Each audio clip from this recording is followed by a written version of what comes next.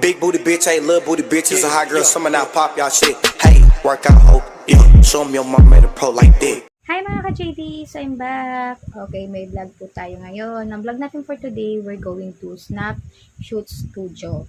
So, may pictorial or photoshoot si baby ngayon. Kakagising ko lang, so si baby tulog pa. Ito siya. Ayan, ang sarap ng tulog ng baby ko. So, ayun na nga, mag-getting ready muna ako. And after that, papaliguan na natin siya pag nagising na siya. So, hindi natin siya pwedeng istorbuhin or gisingin para lang paliguan siya. Kawawa naman yung baby. Hi guys! Okay, akala ko gising na siya nung kinuha ko siya sa crib.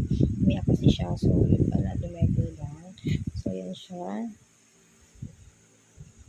So, habang tulog ko na siya, iiwan ko muna siya dito sa kama. Tapos, isi-set up ko na yung mga dadalhin namin sa studio for his pictorial. Okay. Bali, mag-asikaso muna kami. Update ko na lang kayo sa studio na kami or nasa biyahe. Okay? One eternity later. So, ayun na nga guys. We're going to studio na nga po. Ayan, tulog na naman siya after namin siyang ayusan. So, nasa biyahe na pala kami by the way. Pupuntang studio. So, balitaan ko lang kayo once na nasa area na kami o location na kami. Bye guys!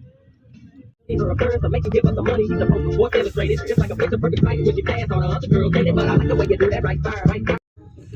Okay, medyo malapit na kami sa area, yung location ng studio. So, ito yung update. Paliko na po kami dito. So, once na nasa studio na kami, update ko kayo agad.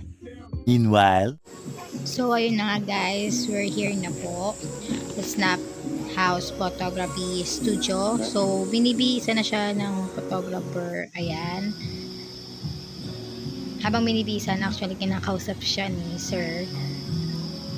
Na, ang cute naman dito sa place na to. Simple lang. House kasi nila to actually. Tapos, ginawang photoshoot studio. So, ayan, balitaan ko na lang kayo once na nag-start na. Ayun na guys, so nabihisa na siya actually, then pinapatulog na siya kasi actually gising kasi siya dyan para mapicturean niya siya ng maayos at maganda yung magiging result is kailangan siyang patulogin. So ito na nga, nakatulog na siya dyan. Ayan, nag-start na po tayo for first layout. Ayan yung layout na napili namin. Ang cute niya, panay ngiti siya dito actually, kaya tuwang-tuwa yung photographer sa kanya.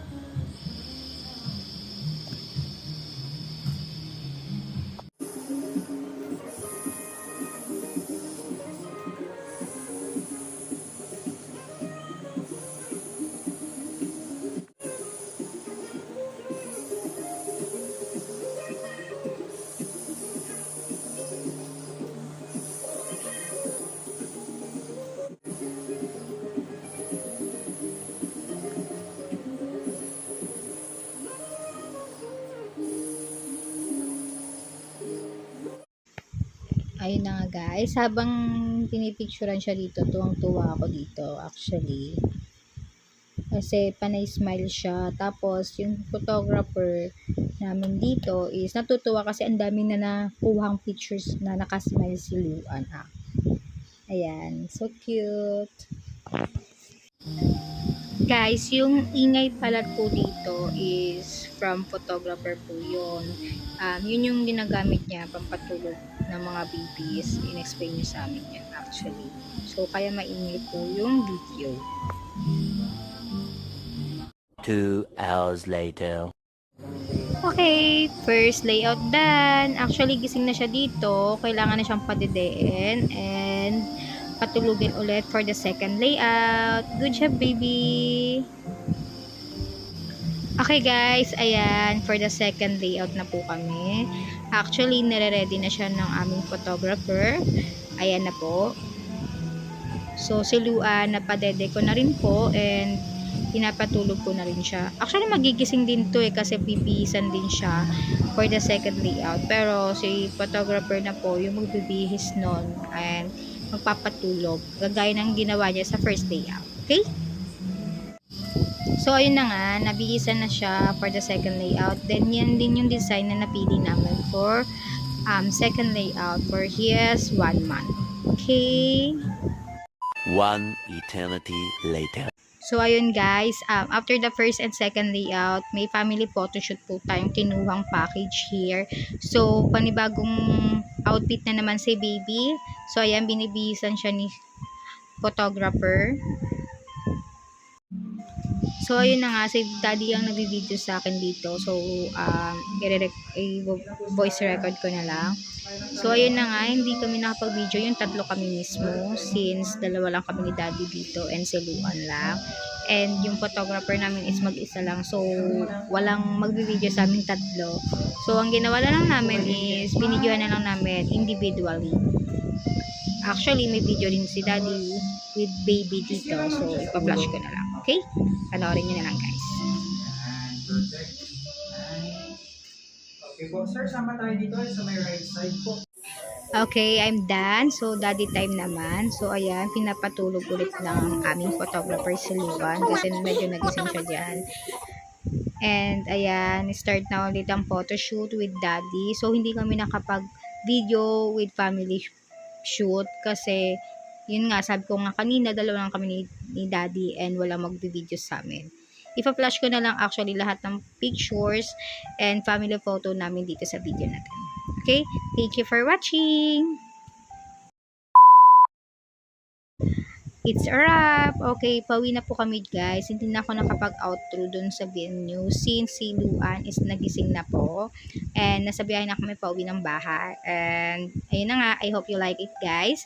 And don't forget to like, share, and subscribe to my YouTube channel. And click the bell button for more updates sa more coming video. Upload ko na lang din po yung pictures namin and family photo here. Bye guys! Thank you! Bye mga ka-JDs!